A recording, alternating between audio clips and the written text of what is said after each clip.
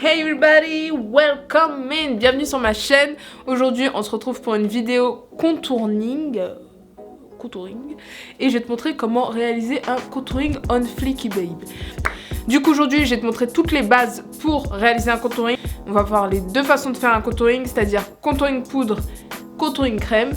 Et avec toutes mes astuces, je te garantis que tu réussiras ton contouring sans aucun problème.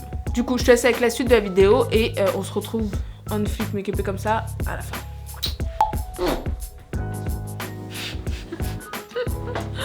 Alors là, j'allais faire tomber ma caméra et mon cœur avec. Donc, ce qu'il faut savoir quand tu fais ton contouring, c'est que tu dois mettre ta base et ton fond de teint. Pourquoi il faut mettre un fond de teint?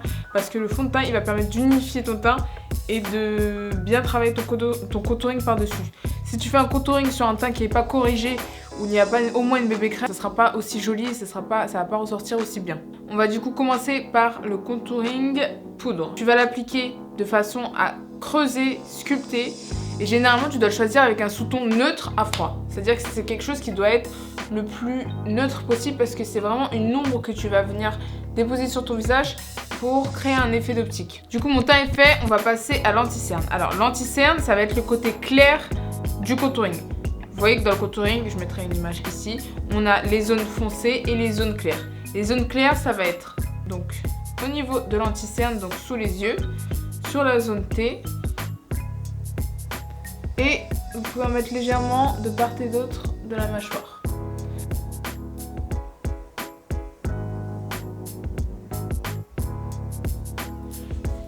Je vais venir l'estomper à l'aide de mon éponge.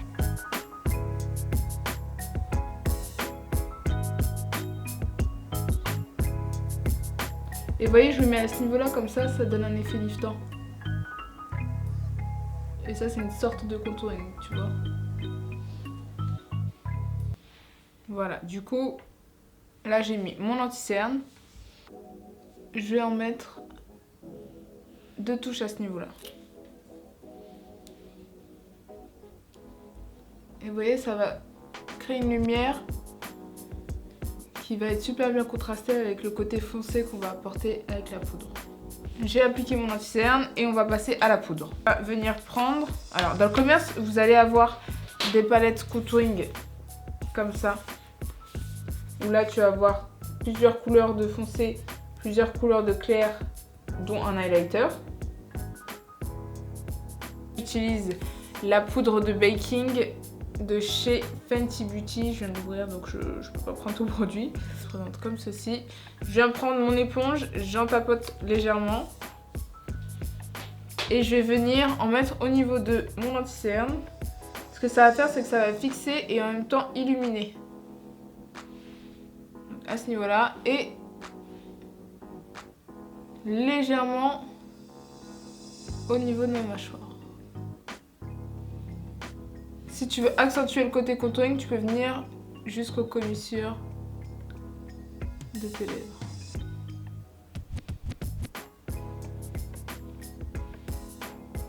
Alors je sais que ça fait peur de mettre autant de matière, mais vraiment c'est quelque chose qui s'estompe super facilement. Donc faut pas avoir peur de mettre de la matière, un coup de pinceau et tout s'en va. Du coup, je reprends ma poudre contouring, ma palette contouring. Hop. Je prends mes 2 couleurs, je tapote. Et là, je vais venir en partant du haut de mon oreille, donc à ce niveau-là, pas plus loin que le coin externe de l'œil. Pourquoi je descends pas plus loin que le coin externe de l'œil? Parce que si je descends trop loin, ça va me faire un visage tombant. Et nous, ce qu'on veut vraiment, c'est de lifter et pas de faire tomber ton visage. Du coup, je prends le pinceau, je me mets au niveau du haut de l'oreille et toujours en faisant des mouvements vers l'extérieur, je vais venir appliquer mon contouring. Et ce qu'il faut savoir les filles, c'est que le contouring, c'est pas un trait que tu mets à ce niveau-là. Ça n'existe pas. Souvent, je voyais des clientes qui faisaient ça. Elles faisaient un trait ici et puis après, elles se tombaient. Sauf que non, le contouring, c'est la limite entre ton côté clair et ton côté foncé. C'est ça la ligne invisible qui va venir creuser, tu comprends? Faire un trait au niveau du creux pour imiter une ombre, ça n'existe pas. C'est comme si que tu prenais une feuille blanche, tu fais un trait marron et tu dis bah c'est une ombre. Non, Là, on voit très bien que c'est pas une ombre. Par contre, si l'ombre, c'est le contraste entre deux couleurs, là, oui, c'est beaucoup plus subtil et là, ça se fondra bien avec ton teint. Une fois que ça c'est fait, je commence toujours par ce niveau-là. Parce que du coup, tu prends ta matière et c'est ici qu'on va mettre un peu plus en relief le contouring. Donc même si tu as un peu plus de matière ici, c'est pas grave. Par contre, si tu commences ici et que tu mets énormément de matière là, là, ça va pas être du tout naturel. Du coup, j'ai fait le creux de mes joues et progressivement, je vais venir remonter de part et d'autre du front. Et ça va venir réchauffer mon teint pour faire un effet bien homogène, bien lumineux. Et si vous avez un grand front, et ben ça te rapetisse ton front. J'ai pas forcément un très grand front, mais j'aime quand même le faire. Tu vois, je trouve que ça fait quelque chose de bien homogène et ça se fond bien. Et là, je vais venir au niveau de ma mâchoire. Alors, franchement les filles, faites attention à cette étape. Parce que ça, si c'est pas bien estompé, le truc il va descendre, il va te faire une marque de cambouis ici et c'est juste horrible. Du coup, tu prends ta matière, tu tapotes bien et vraiment c'est très léger. Très léger et très subtil, tu viens légèrement balayer. Et après tu peux estomper au niveau de ta mâchoire. Mais vraiment ça c'est l'étape fatidique, il faut absolument pas que ce soit... il faut absolument pas qu'on voit que tu aies une barre marron à ce niveau là parce que c'est le pire du pire. C'est comme avoir un fond de teint qui s'arrête ici, tu vois, c'est horrible. Alors, mon contouring est posé, je viens prendre un gros pinceau comme ça et j'enlève l'excès de poudre.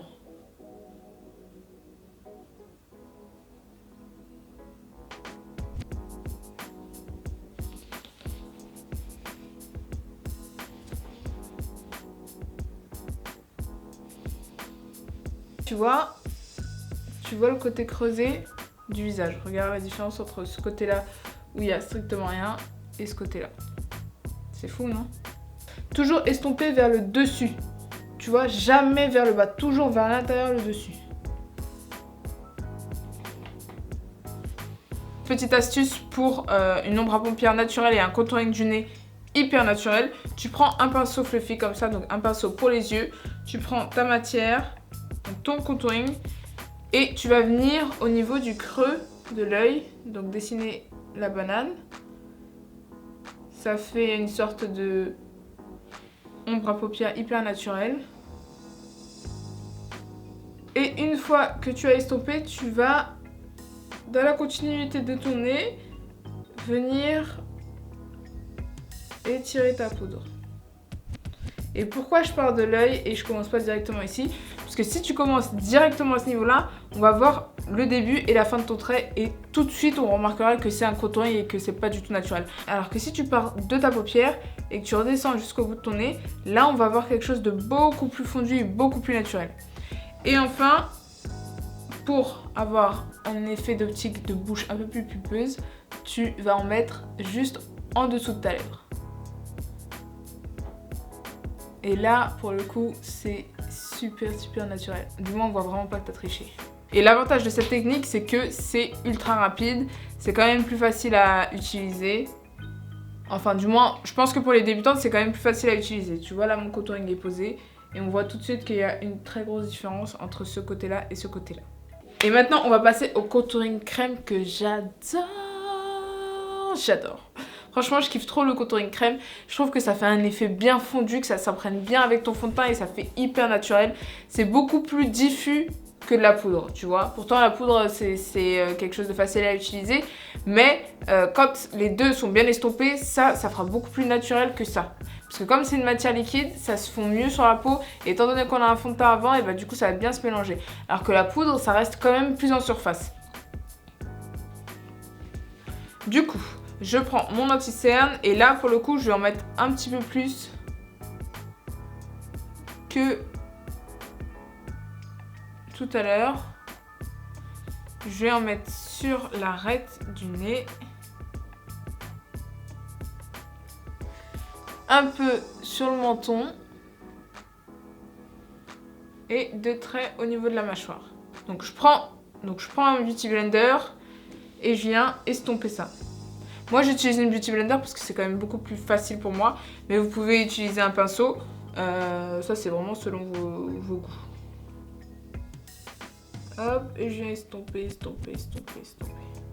Et surtout n'ayez pas peur de mettre de la matière parce que vous voyez que ça s'estompe super facilement.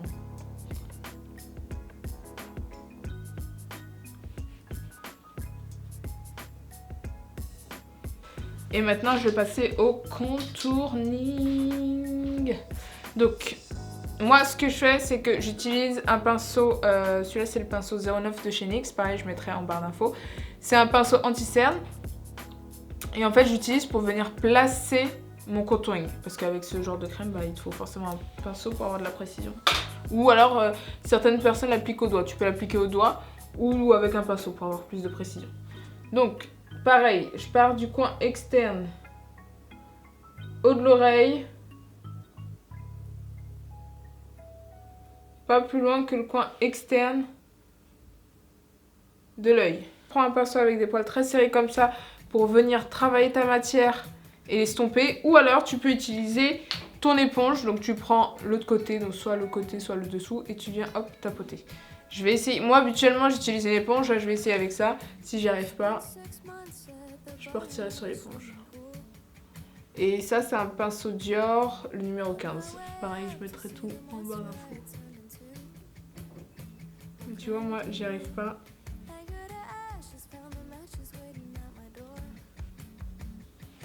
Moi, je galère un peu avec le pinceau, la vérité. Donc, je prends mon éponge et là, j'estompe. Et ce qu'il faut surtout, c'est qu'entre les deux couleurs, vous venez tapoter et mélanger les matières.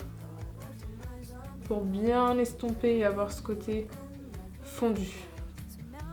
Pareil au niveau du nez.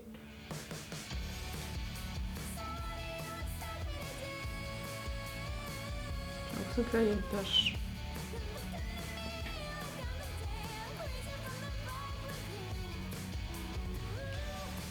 Une fois que ça c'est fait, c'est des textures liquides, donc il va falloir les poudrer. Donc tu reprends ton baking. Et hop. Tu tapotes. Au niveau des zones claires. Là, avec le petit pinceau, tu viens reprendre ton contouring et tu passes une légère couche juste histoire de fixer.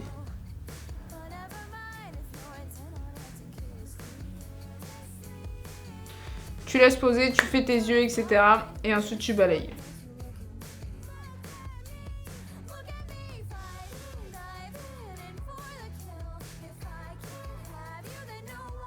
Hop, je reprends mon grand pinceau et je viens estomper, estomper, estomper.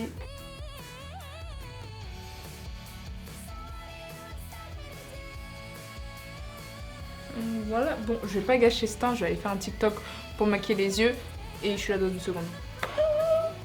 Ouais, je me suis un peu emportée en termes de make-up, mais je kiffe de ouf. Du coup, en termes de contouring, je pense que j'ai tout dit. Comme tu peux le voir, mon contouring est on flic, on essaye. Du coup, voilà, j'espère que j'ai pu t'aider à répondre à toutes tes questions du fameux contouring, le truc que personne n'a réussi à faire, le truc hyper compliqué de Kim Kardashian, etc. Honnêtement, avec ça et de la pratique, tu réussiras à faire ton contouring tous les jours sans aucun problème. Et voilà, c'est la fin de cette vidéo, j'espère que t'as kiffé. N'hésite pas à me dire en commentaire ce que t'en as pensé et surtout quelle vidéo tu voudrais voir sur ma chaîne YouTube. Si t'es pas abonné, je t'invite à t'abonner genre right now et partager, liker. Et je te fais de gros bisous, on se revoit la semaine prochaine. D'ici là, porte-toi bien. Love you.